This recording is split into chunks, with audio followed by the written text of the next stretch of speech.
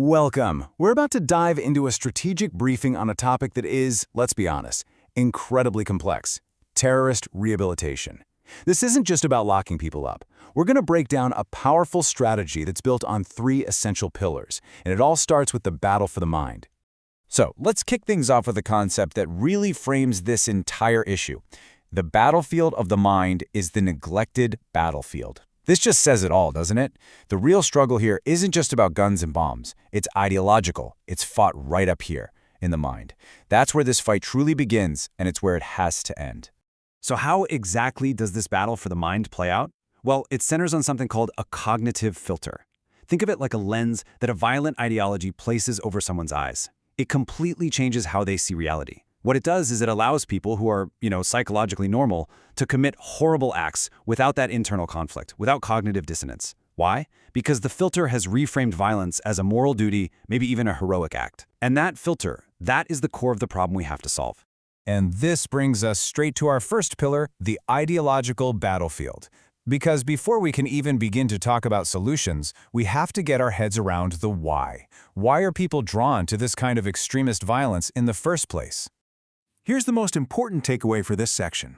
This is not just a law enforcement problem. You can't just arrest your way out of an idea. The threat is fueled by a really volatile ideology that twists and misinterprets religion to make violence seem not just acceptable, but necessary. And if that's the case, then military action or just putting people in prison, it's never going to be enough, because those actions don't touch that cognitive filter. Right, so if punishment by itself doesn't work, what does? This leads us to pillar 2, a practical blueprint for rehabilitation.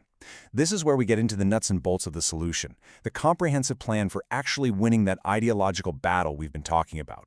And this blueprint, it's built on 4 interconnected parts. You've got the religious mode, the psychological, the social, and the vocational. The key thing to remember here is that you can't just pick and choose.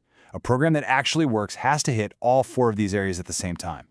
Okay, now this part is absolutely critical. The approach leans heavily into the religious mode. The logic is simple, right?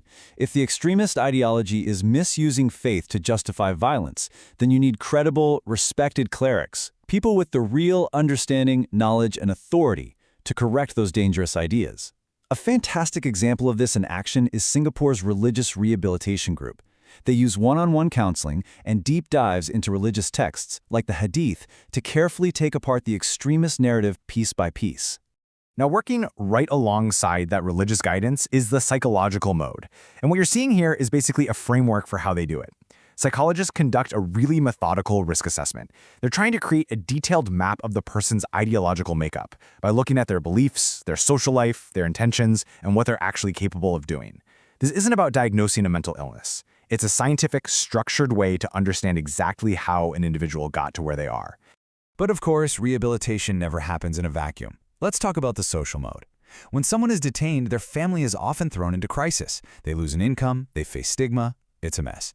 So providing things like financial aid, stable housing, and making sure the kids can stay in school is absolutely essential. This kind of support does 2 things. 1, it stops the family from becoming bitter and resentful, which prevents a cycle of radicalization. And 2, it builds a stable, supportive network for the person to return to. And finally, we have the vocational mode. You have to give people a viable future, a way to make a living. But this is trickier than it sounds. You have to be smart about what skills you teach. Approved skills like art, masonry, or carpentry are fantastic, but what about high-risk skills? Teaching someone electronics, for example, is a major security concern because that knowledge could be used to build bombs. So any program that dares to teach skills like that needs to have incredibly strict security protocols in place. Okay, so we've covered the why, the ideological battle, and the what, the 4-part blueprint. Now it's time for pillar 3, the campaign for a global regime. This is all about the how. How do we actually implement this in the real world, with all its challenges, and what's the path forward? And implementation is hugely dependent on context. I mean, you can't just copy and paste a program from one country to another. Just look at the difference between Saudi Arabia and Iraq. The Saudis have seen a lot of success with these big, well-funded care centers in a pretty stable country. But in Iraq, you're operating in an active conflict zone. The risks of people being re-recruited or the program being disrupted are just off the charts. The operational needs are completely different. This brings us to probably the biggest hurdle, especially for Western nations. In the West, this core principle of separating church and state makes governments really hesitant to get religious leaders involved in state programs. But the evidence is clear on this. When you're fighting an ideology that has wrapped itself in the language of faith, you have to work with credible clerics. It's basically non-negotiable. It's a fundamental roadblock that Western models have to find a way to navigate. So you look at all these different contexts, all these deep-seated challenges, and you have to ask, how can we possibly build a global standard for rehabilitation? Is a single universal model even realistic? While the answer isn't a rigid one-size-fits-all program, it's more about creating a shared framework and a global network. And this roadmap shows us how. We need to start by creating a common database to track what works. We need to exchange personnel and expertise, conduct joint research, share resources with nations that are struggling, and finally create an international advisory council to guide the whole effort. But look, a global strategy is useless without local trust. So let's reframe all of this.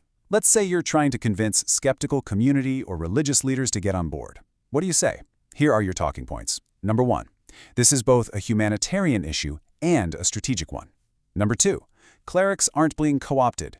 They are vital partners in protecting their own faith from being hijacked. Number 3, supporting the family is the single best tool we have to prevent relapse. And finally, the whole point of this is reintegration, not just punishment. And ultimately, this all comes right back to where we started. The goal here is not just to take a weapon out of someone's hands, it's to win that battle for their mind. Because when someone is truly rehabilitated, they're more than just a neutralized threat. They can actually become a powerful, credible ally for peace.